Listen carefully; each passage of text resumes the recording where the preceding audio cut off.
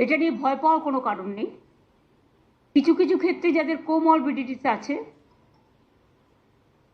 যাদের লাংসের প্রবলেম আছে, চেস্টের প্রবলেম আছে, হার্টের প্রবলেম আছে, বা অন্যান্য নানা রকম প্রবলেম থাকতে পারে, এবং sometimes ageing is also the factor. সর্দি কাশি হলেও আমরা ভাবি, সর্দি কাশি হলেও একটা বুকে কফ জমে থাকলে শ্বাসকষ্ট হয়, যার জন্য নেবুলাইজার করা হয়, করে ওটাকে ক্লিয়ার করা হয়।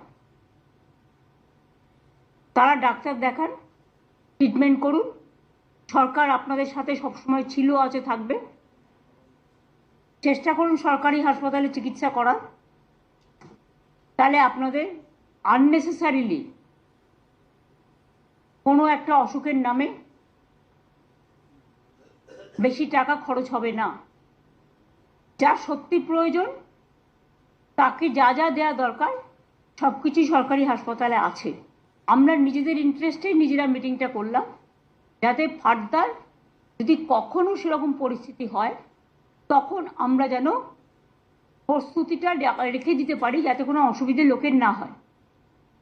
কিন্তু এখনই আমরা এ ব্যাপারে কোনো সিদ্ধান্ত নিচ্ছি না, তার কারণ সেই সিচুয়েশন তৈরি এখনো হয়নি।